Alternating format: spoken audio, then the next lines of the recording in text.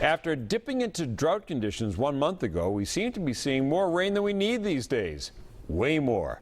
22 News Storm Team meteorologist Nick Bannon is standing by in Springfield to talk about how the rain could be causing concern about basement flooding.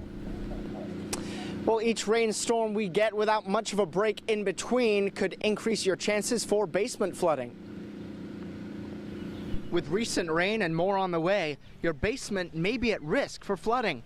Our soaking rains have been raising the water table, which is the depth at which the ground is saturated with water. The higher that water table rises, the more your basement is at risk.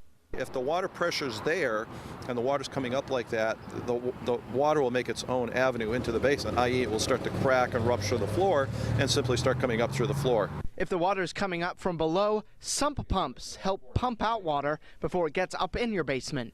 Some pumps have a lifespan just like anything else, and they're intermittent use, and sometimes when things don't get used a lot, they need replacing once they are used. Sometimes a sump pump isn't the only solution to basement flooding, especially if the water's coming in from above, like through a window. It might mean you have surface draining issues.